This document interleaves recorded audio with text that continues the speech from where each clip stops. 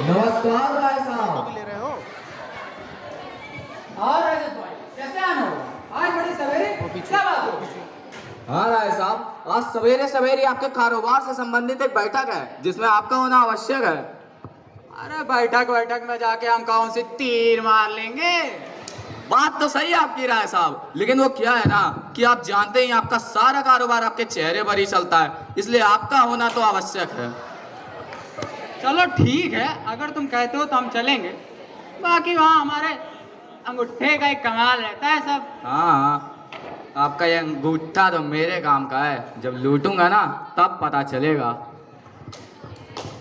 वाह वाह राय साहब, आप खुद तो जिंदगी भर पढ़े नहीं, ना ही अपने बच्चों को पढ़ाए। तीन बेटे और एक बेटी है आपकी, सब के सब आपकी तरह अनपढ़ हैं। और रही बात मेरी, मैं तो 12वीं तक पढ़ी चुकी हूँ, लेकिन मेरे माँ बाप ने आप जैसे अनपढ़ गवार अमीर आदमी से शादी करके मेरी जिंदगी बर्बाद कर दी। तुम चुप रहो, मुझे मत सिखाओ मेरा काम। और तुम्हें कमी किस चीज की है? सारी सुविधाएं तो तुमको मिल रही हैं।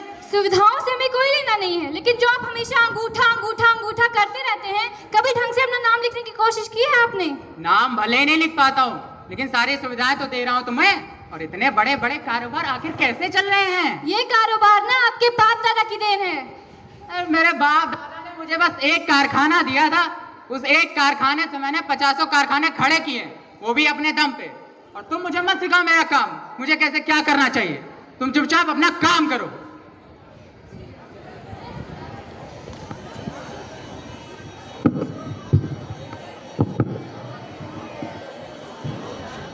क्या है जो आपने पढ़ाया था सो तो मैं भूल गई, और आज तो नीतू भी नहीं आने वाली। दिवाकर चाचा से पता चला कि कल से उसकी परीक्षाएं शुरू हो रही हैं। क्लर्क है, वो एक बहुत ही पढ़ा लिखा और ईमानदार व्यक्ति है। दिवाकर के 2 बच्चे हैं, नीलेश और नीतू। नीतू कॉलेज में पढ़ाई कर रही है और नीलेश आज ही मद्रास से MBA करके वापस आया है और नीलू के लिए ढेर सारी किताबें लाया है। जी नमस्ते नमस्ते। और कैसी हैं आप? जी बिल्कुल ठीक, और आप बताइए आप कैसे हैं? मैं बिल्कुल ठीक हूँ। और आपका मद्रास से कब आना हुआ? बस आज ही आया, सोचा आपसे, चाचा जी से और नीलू से मुलाकात कर लेता हूँ। नीलू नहीं दिख रही है कहीं? रुक जाइए, मैं नीलू को भी बुलाती हूँ। नीलू, नीलू देखो नीलेश आया है। अरे नीलेश, तुम कब आए? बस आज ही आया। आओ बैठो। बात करिए, हम अभी आते हैं। और बताओ कैसे हो? मैं ठीक हूँ। ये लो, मैं तुम्हारे लिए कुछ किताबें लेकर आया हूँ ताकि तुम पढ़ाई आगे जारी कर सको। धन्यवाद। और बताओ तुम्हारी पढ़ाई कैसी चल रही? और बताओ बेटे, कैसे आना हुआ? बस आज ही आया, सोचा आपसे, चाची जी से और सबसे मुलाकात कर लेता हूँ। चलो बहुत बढ़िया किए। और बताओ, तुम तो शहर चले गए, तुम्हारा रंग भाव ही पूरा बदल गया। अरे नहीं चाचा जी, अब इतने दिन बाद मुलाकात हो रही है तो कुछ तो बदलाव आएंगे ही ना। ये बताइए आपका व्यापार कैसा चल रहा है? हमारा व्यापार बहुत बढ़िया चल रहा है बेटे। चलो ठीक है, हम तुमसे बाद में मुलाकात करते हैं। सलेजा कहाँ हो? क्या है, क्यों चिल्ला रहे हैं? मुझे नीलेश का इस तरह घर में आना, नीलू से बातें करना और उसके लिए मनपसंद किताबें लाना बिल्कुल पसंद नहीं। उन किताबों का क्या करेगी? सब कुछ है उसके पास। तो आप क्या चाहते हैं, आपकी तरह अनपढ़ ही रह जाए? अनपढ़ भले हूँ, सारी सुविधाएं तो दे रहा हूँ, और उसका इतने बड़े घर में विवाह करवा देंगे, वहाँ पे आराम से रहेगी और रानी की तरह राज करेगी। और तुम उसको अपने जैसे ना बनाओ जो 4 किताबें पढ़कर अपना दायरा भूल गई हो। क्यों मैं नीलू को अपनी तरह ना बनाऊं? मैं उसे पढ़ाऊंगी, लिखाऊंगी और एक काबिल इंसान बनाऊंगी, और उसके हर कदम हर समय पे उसका साथ दूंगी। ऋतुराज दिवाकर के घर उससे मिलने जाते हैं। नीलेश, अरे बंटी, यहाँ कैसे आना हुआ? अरे मेरी माँ ने बताया कि तुम सुबह सुबह मद्रास से वापस आए हो, इसलिए मैं तुमसे मिलने ही चला आया। अच्छा हुआ भाई मिलने आ गए। और बताओ कैसी किताबी कीड़े? बस लैपटॉप पर कुछ काम कर रहा था। लैपटॉप? हाँ? अरे भाई ये लैपटॉप चीज क्या है? हमारी तो कुछ समझ में नहीं आती है। पढ़ाई लिखाई में रखा क्या है? और फोन से तो हम सिर्फ गाना सुनते हैं और म्यूजिक वीडियो देखते हैं। ये सब चीज नहीं है। और पिताजी तो कहते ही हैं कि हम पैसे से सब कुछ खरीद सकते हैं, तो ये पढ़ने लिखने की जरूरत ही क्या है यार? नहीं बंटी, बंटी भैया, पढ़ना लिखना तो बहुत जरूरी है। अरे नीतू, तुम कहना क्या चाहती हो? शिक्षा ही एक ऐसा ज्ञान है जिसे हम पाके अपने जीवन में सफलता पा सकते हैं, बड़े बड़े मुकाम को छू सकते हैं। अजीत भैया, जैसा कि आपने कहा, आप अपना सारा समय मोबाइल में ही बर्बाद कर देते हैं। आज की युवा पीढ़ी की सबसे बड़ी तकलीफ यही है, वो अपना सारा समय मोबाइल में बर्बाद कर देती है। वो अपने आने वाले कल के बारे में ज़रा भी नहीं सोचती। वो ये तक नहीं सोचती वो आने वाले कल में क्या करेगी, अपना जीवन कैसे बिताएगी। मोबाइल ही हमारी आज की युवा पीढ़ी की सबसे बड़ी बर्बादी है और हमारी आज की युवा पीढ़ी पूरी की पूरी तरह फ़ोन की गिरफ्त में होती जा रही है। अजीत बेटा। चाचा, नमस्ते चाचा। नमस्ते नमस्ते बेटा, मैंने तुम्हारे पिता को समझाने का बहुत प्रयास किया, पर वे है कि मेरी बात मानते ही नहीं। मेरी छोड़ो, वो तो बड़ी मालकिन की बात भी सुनने को तैयार नहीं है। उनके अनपढ़ होने का फायदा हर कोई उठाता है। अब रजत को ही देख लो। हाँ चाचा, वैसे ये रजत का क्या मामला है? अरे चाचा जी नमस्ते। नमस्ते नमस्ते। अरे इस विषय में तो बाद में भी बात होती रहेगी। पहले हम नीलेश से मिलने आए हैं, उससे बातचीत कर लें, उसके बाद इस विषय पे हम बाद में बातचीत कर सकते हैं, जैसा आप कहें।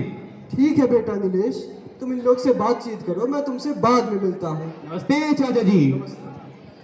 अरे ये सब बहुत हो गया यार, चलो बहुत दिन हो गए। नीतू और नीलू को बुलाओ, चलो पार्टी करते हैं।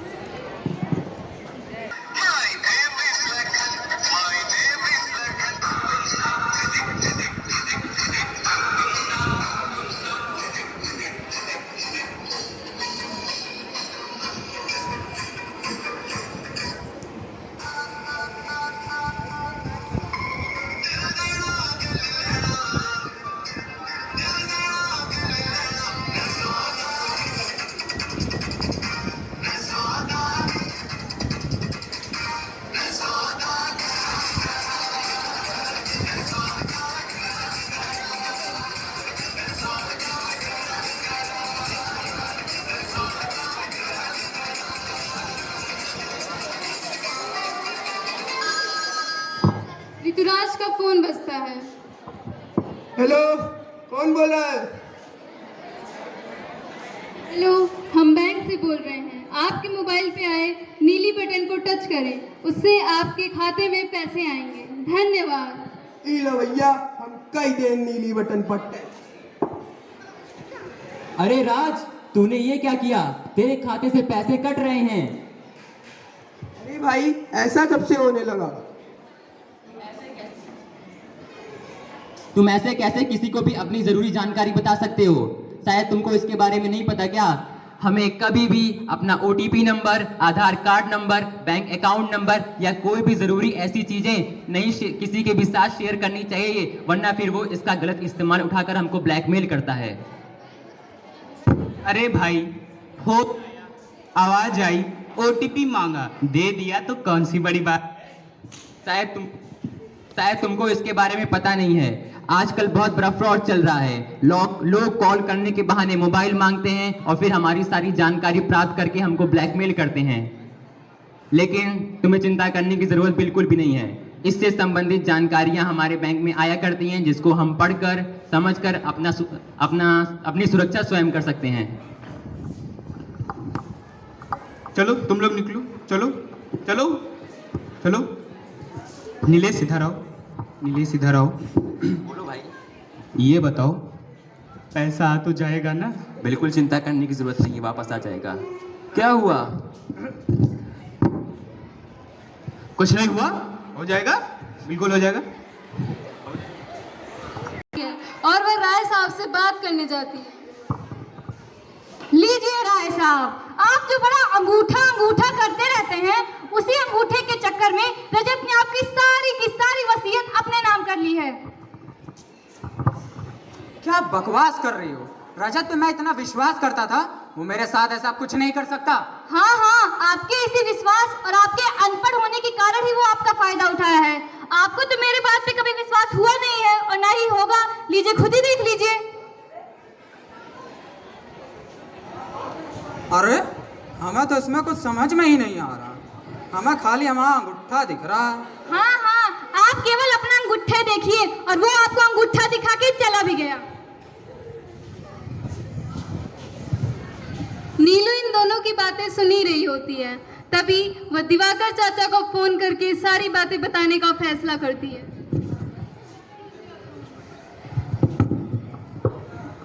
हेलो चाचा जी, नमस्ते। हाँ बोलो बेटी। चाचा जी, क्या आप हम सबको 10 मिनट दे सकते हैं अपना? किस विषय में? चाचा जी, पिताजी और माँ बहुत परेशान है रजत के मामले से, उसी मामले में बात करनी है आपसे। ठीक है, मैं अभी आता हूँ। जी चाचा जी। नमस्ते चाचा- राय साहब। चाचा जी नमस्ते। नमस्ते। नमस्ते मालकिन। बैठिए चाचा जी। चाचा जी, मुझे आपको बहुत ज़रूरी बात बतानी रजत के बारे में कि उसने पिताजी के कारखाने और उनके खाते में बहुत बड़ी गड़बड़ कर दिया है, जैसा आप देख ही रहे हैं। उन्होंने पिताजी के वसीयत पे अंगूठा लगवा लिया, उसके बाद कुछ ज़रूरी कागजात गलती से घर पे भूल के चले गए। बात तो अच्छा था कि माँ ने मुझे कुछ पढ़ाया लिखाया, जिसके बदौलत मैं सारे कागजात पढ़ पाई और सारा घोटाला समझ पाई कि रजत क्या कर रहा है पिता के साथ। इसमें पिताजी का पढ़ा लिखा ना होना और मेरे तीनों भाइयों का अनपढ़ होना बहुत बड़ी समस्या खड़ी कर रहा है। उसके बाद भी चाचा जी पिताजी को अपने पैसों पे इतना घमंड है कि वह माँ की कोई बात ही नहीं समझते। अब आप ही बताइए क्या करें चाचा जी इसमें। यह तो गंभीर विषय है, लेकिन राय साहब आप चिंता मत करिए, मैं रजत के खिलाफ कड़ी से कड़ी कार्रवाई करूंगा। जी चाचा जी। हाँ राय साहब, अब आप ही कुछ कर सकते हैं। हम तो कहते हैं आप एक अभी की अभी आपातकालीन बैठक रखिए और उस बैठक को हम संभालेंगे। जी मालकिन, मैं प्रबंध करता हूँ। तभी राय साहब के पास वकील साहिबा का फोन आता। हेलो राय साहब। हाँ वकील साहिबा बोलिए, कैसे फोन करना हुआ? राय साहब, आपने ये क्या कर दिया? आपने अपनी सारी वसीयत उस रजत के नाम कर दी। इतनी बड़ी गलती। क्या बात कर रही हैं वकील साहिबा? अभी मुझे शैलजा भी यही बता रही थी। राय साहब, आप किस धोखे में जी रहे थे? रजत ने आपको इतना बड़ा धोखा देके आपकी वसीयत अपने नाम करके वहाँ ऐश और आराम से जी रहा है। वकील साहिबा, मैं तो बड़ी मुसीबत में फंस गया। कुछ करिए वकील साहिबा, इसको कोई सुझाव बताइए। आप परेशान मत होइए राय साहब, इसका एक ही समाधान है। हम उसको धारा 420 के तहत कड़ी से कड़ी सजा दिला सकते हैं, जिसमें अगर कोई भी व्यक्ति धोखे से, बेईमानी से आपकी संपत्ति अपने नाम कर लेता है तो उसको 10 साल की सजा और जुर्माना होती है। आप परेशान मत होइए राय साहब, मैं उसको कड़ी से कड़ी सजा दिलवाऊंगी। पिताजी, मुझे वकील साहिबा से बात करनी है, आप मुझे फोन दे दीजिए। हेलो वकील साहिबा, आप तुरंत घर आ जाइए, बहुत ज़रूरी बात करनी है आपसे। जी ठीक है, मैं अभी तुरंत आती हूँ। नीलू, तुम्हें क्या लगता है ये जो तुमने किया ये सही था? हाँ हाँ राय साहब, हमने जो भी किया है सब के सब सही किया है, नहीं तो आपके इसी अंगूठे के दबदबे के कारण ना हम सब कंगाल हो जाएंगे और सड़क पे आ जाएंगे। नीलू, तुम ही कुछ कर सकती हो, तुम पढ़ी लिखी हो, मैं तो अनपढ़ हूँ। कुछ करो शैलजा, कुछ करो, इस मुसीबत से मुझे बचा लो। शैलजा, मुझे बचा लो इस मुसीबत से।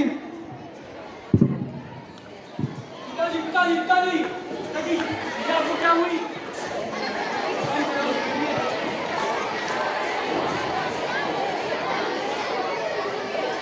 नमस्कार राय साहब। अरे दिवाकर, तुम जी। सब एक साथ यहाँ कैसे? जी राय साहब, मालकिन ने आपातकालीन बैठक का प्रबंध कराने के लिए कहा था, जिसमें आपका रहना आवश्यक है। और हाँ चाचा जी, आप बिल्कुल भी चिंता ना करें, मैंने मैनेजर से बात करके आपका खाता बंद करवा दिया है। मालकिन, मालकिन। नमस्कार। जैसा कि आप सब जानते हैं, रजत ने हमारे साथ कितना बड़ा विश्वासघात किया है।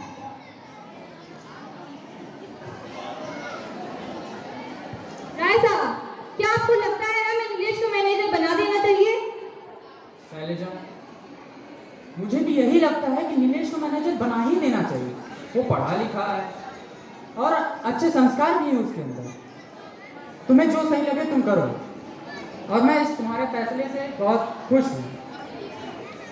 तो आज से हमारे नए मैनेजर नीलेश जी हैं।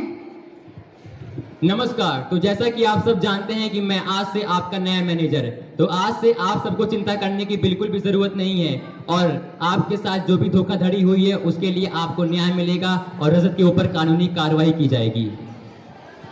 तो क्या आप सभी हमारे साथ हैं?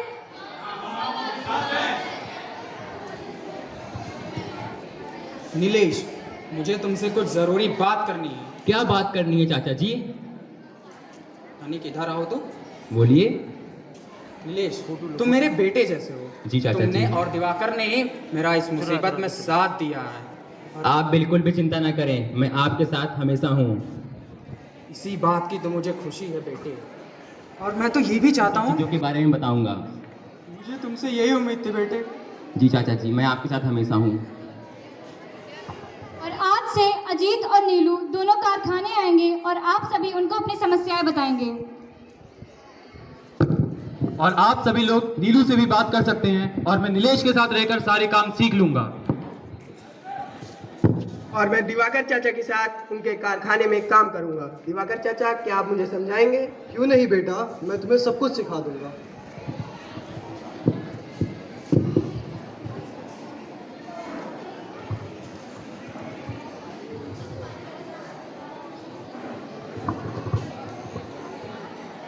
इसमें तो हमें कुछ समझ नहीं आया, कैसे किया जाए भाई? चाचा जी, पहले आप अपने नाम की स्पेलिंग लिखिए। स्पेलिंग? चाचा जी, चलो ठीक है। जो हमने आपको सिखाया था। अरे वाह, चलो ठीक है। आगे?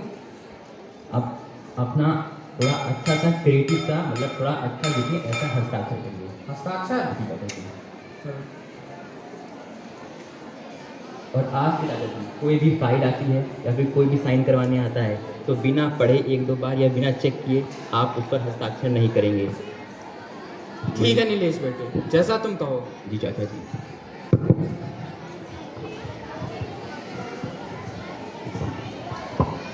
कुछ महीनों बाद चाचा जी, क्या मैं अंदर आ सकता हूँ? हाँ, अंदर आओ। तो चाचा जी, जैसे कि नया डॉक्यूमेंट है, जरा आप इसको ध्यान से पढ़िए। Moon the Mars programme. Nilesh बेटे, मैंने पूरा पढ़ लिया है आप और ये बहुत सही है। आप अपना हस्ताक्षर कर सकते हैं। चलो ठीक है, हम कर देते हैं। धन्यवाद चाचा जी। नीलेश बेटे, मुझे तुमसे यही उम्मीद थी, और तुमने ये बहुत बढ़िया किया मुझे ये सब सिखा के। मैं बहुत तुमसे खुश हूँ। जी चाचा तुमने जी। ये सब कर दिया मेरे लिए। अब आपको बिल्कुल चिंता करने की ज़रूरत नहीं है।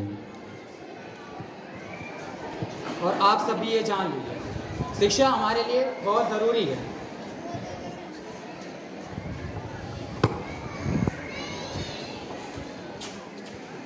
शिक्षा ही एक उजियारा, जिसके बिना सब कुछ अंधियारा। धन्यवाद। धन्यवाद।